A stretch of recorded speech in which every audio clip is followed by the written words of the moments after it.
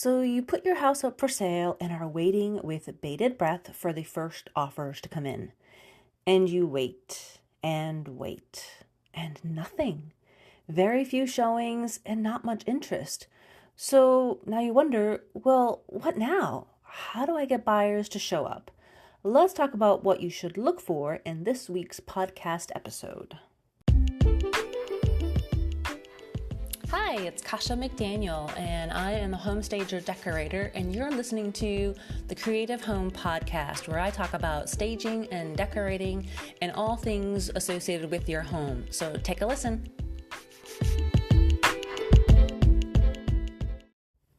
All right, everybody, thanks so much for listening. I am Kasia McDaniel, your host. And starting this week, I will be recording my podcast episodes every other week. So it's starting to get busy and I want to provide valuable information to you. So the next Creative Home Podcast episode will be released on April 22nd. So starting from now, like I said, every other week, you'll be able to catch up. And I've noticed that a lot of people, if you just take some time to, catch up on the old ones anyways, there's some valuable tips and information that you guys can get from the older episodes as well. So take a look at those. So let's get back to the episode. So it's a tale as old as time, putting your house in the market and waiting for the offers to come flooding in, except they're not. So what did you do wrong? By the way, there is a secret to selling your house faster, and if you are interested, you can find the link to learning that secret in the show notes below. So there are a few things to consider at this point because your house is already on the market, right? Maybe your real estate agent is asking you to change a few things or do things, or maybe you were told to do things, but you didn't, and now you might be regretting it, right? So the first thing you want to take a look at are the photos. Okay, I'm not putting them in any particular order, but there's like three major things that you need to look at, okay? The photos. Are they done by a professional? Are they, professionally, like not a realtor that took it with her camera, but actual professional photographer? Are the pictures dark? One of our houses, the realtor took the pictures and you could see her hand opening the door. And I'm like, oh gosh, no. That was one of our first forays into, buying houses and then, selling it eventually. But we learned a lot over the 25 years that we've been moving, and all that. So we moved, in 25 years, we moved 10 times. So we've bought and sold our houses every single time. And we've learned from them, each and every single one. You'd think after like the first 2 or 3, you're like, okay, yeah, we got it. No. There's always something new to catch. You're like, oh, but anyway. So like I said, the photos, right?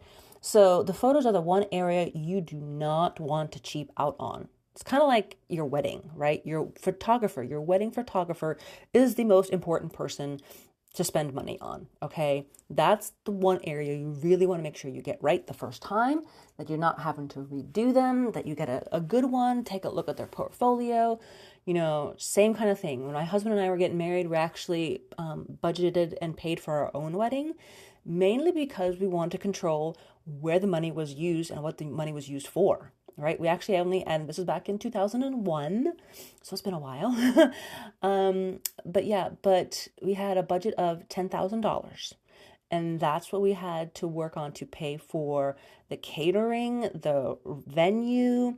We actually paid for the dresses and the tuxes and stuff like that, because where we were located in Florida, people had to fly in and they weren't local. Our friends and family were not anywhere near where we were because we were stationed in the military. And so we moved around a lot, right? So we wanted to make sure the one that we spent the most money on was the photographer. And we took some time to get, make sure we picked the right one. Okay. So you want to make sure the photos are not dark, that the windows are open, those kinds of things, that everything looks great in the picture. It's not blurry. It's not, of like open, just take a look at pictures online. You will see the difference between good photos and bad photos. Okay. Take a look. You believe me. All right. Another thing to consider is the price. Now, did you set the price and ask for a higher price than what your real estate agent suggested? We all fall in that trap because we have so much time and money invested in our house, and we expect to get more than what the market will bear. Okay. So if you've gone through a couple of real estate agents and talked to several of them and gotten, similar pricing, comparisons and stuff like that, because they should be doing a comparison of your house to the other ones, in your area, not based on if you live in Boston and they're trying to find houses in like New York. No, it should be in your area. Okay. So take a look and make sure that the house is priced for what the market will bear. We always want more money than we could possibly probably get what we want, right? So definitely want to take a look at that to see if maybe it was priced too high and you're thinking, well, we just wanted to price it up high and see if we can get anything, right? Well, now you're wasting everybody's time and effort because they're not going to be looking at that price mark, right? They're thinking, oh, well, all the other houses at this price point are much better, or maybe even younger, or are newer houses, whatever the case may be. And you're thinking you can get the same thing for your 25-year-old house. Okay, so definitely take a look at that. That's one thing that sometimes that catches us, especially if you haven't sold a house in a long time, right? And you're thinking, well, I should get X amount of dollars over from what I paid for it, right?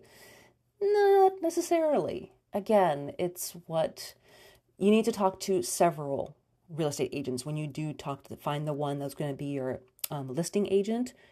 It's okay to talk to several of them, get an idea as to what they're thinking, because if you haven't done this in a while and things change, the market's always fluctuating, whether it's even from fall to spring, so take a look, ask your questions. Okay.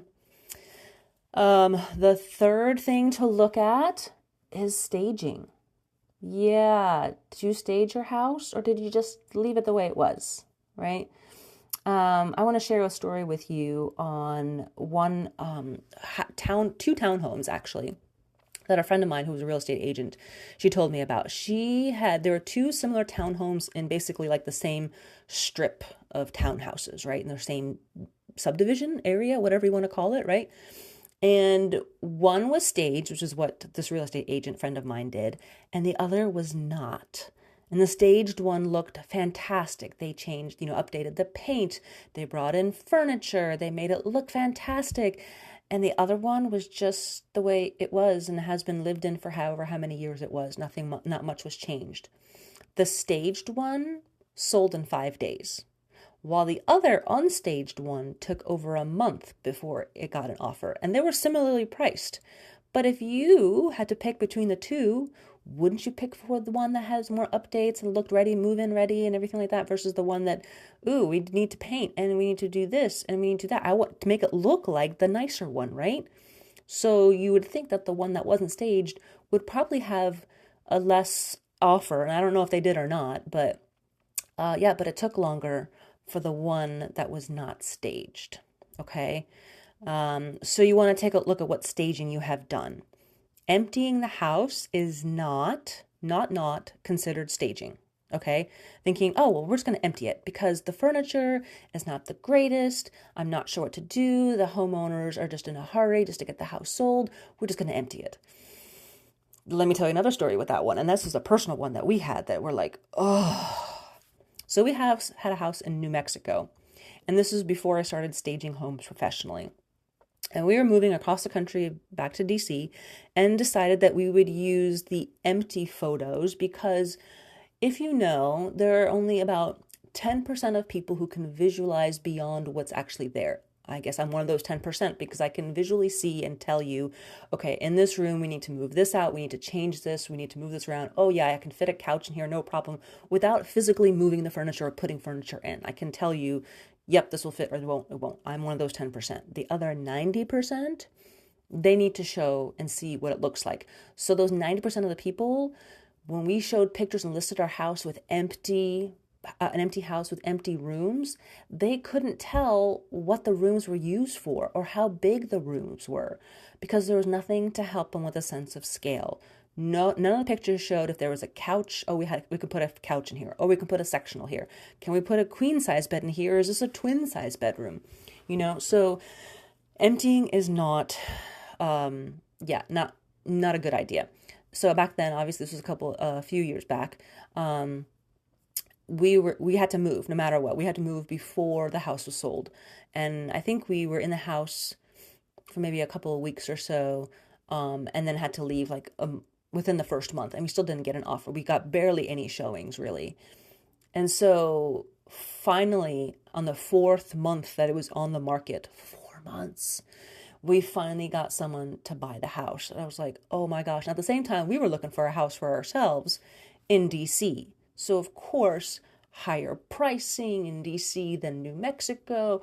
And we were looking at houses going, okay, this is not working. We need to sell that house in New Mexico first before we can buy our house in the DC area, right? So I learned firsthand that empty houses take longer to sell. So don't empty your house, okay? And if your house is empty and that's what you have done to put it on the market, you have two options at this point. You can stage with rental furniture, right? You can have someone to come in and bring rental furniture in and show off the house and make it show off the spaces so they can see a couch fits here, a bed fits here, all the stuff that makes it give that emotional appeal to buyers so they can imagine themselves living and sitting in that room, right? There's nothing, if it's a blank slate, they're kind of looking like, well, I think maybe. Yeah, don't make them do that. Make them think, oh, wow, this is a really nice view. Oh, we can totally fit our family in here. This is a great area to hang out, right? Okay. The other option, if you have an empty house, is to do virtual staging. Okay. So virtual staging can be done. I know there are some people that are not quite on board with that. I wasn't before either, but you know what? If it helps show the space, make sure that the person who's doing the virtual staging, the furniture is in scale. It's not a big, huge armchair or a small couch that fits in there, but the furniture should be to scale that goes in that room. Okay.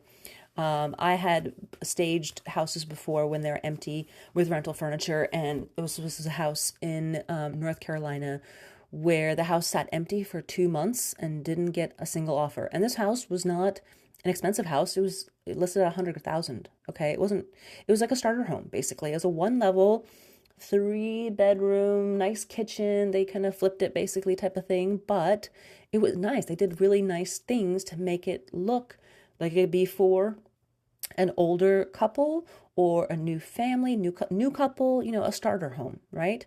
Or a empty nester home, either one. But basically when I brought in furniture, he finally got a full priced offer a week later after I had staged it. So yeah. Okay. So that's one thing. If your house is empty, those are your two options: stage with rental furniture or do some virtual staging to it.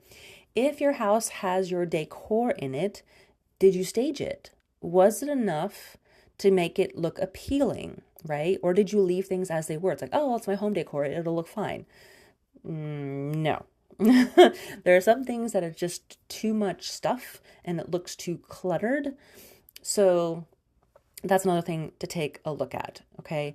If you need a staging consultation, that would be your next option, right? If you're using your home decor, which is what I prefer to do, is I prefer reusing your items and moving them around. Sometimes we may take things out and put it in a different room. Sometimes we may take things out altogether because there's just too much stuff, right? Rarely is there very little stuff, okay?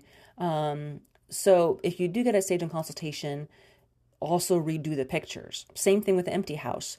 When I staged the empty house, I told the owner, I said, look, now you need to get those pictures redone. I know a photographer here who can do this for you if you wish, unless you want to bring your own. And then they get the pictures posted. And a week later, like I said, he got a full price offer. So same thing with staging. If you stage it, and do, major changes to it, right? Redo the pictures. Make sure those pictures reflect the change that you made so that they appeal to the buyers, so that buyers who are looking online will see and be enticed to come in and come see your home. Okay. So if you need help with a staging consultation, let me help you stage your home. I offer online staging consultations or in person if you live in the North Carolina area in Moore County. Online would require you to do the work. Okay. So we could meet online and quote unquote walk through your home. Like you take your phone, which is fantastic because technology is so great now that we can do a video chat and you walk through and I can provide feedback on what needs to be moved or changed, and you would make the changes, right? If I did it in person, it's called a consultation, but it's really a working session where we start moving things right then and there and get it ready for pictures. Okay. So you can work with me, through that to get your house staged to help you get it ready so that you don't hear crickets at showings. So you get multiple offers, or at least, ones that people are interested in come in to your open house or your showings. And that's what you want. You want more eyes on your house so that you can pick and choose the best offer that you get, right? So if you do need a consultation, you can check out my website, bluediamondstaginganddesign.com. I'll leave that in the show notes so you can take a look. But basically, those are the three things you need to look for. If you're hearing crickets and your house is for sale, take a look at those three things: the photos, the price, and the staging. It's one of those three things that are probably going to affect you on why you're not getting what you need for your home. Okay? I hope you guys have a fantastic 2 weeks. I'll be back in 2 weeks, April 22nd, so that you can binge listen to other staging episodes that I've had in the past.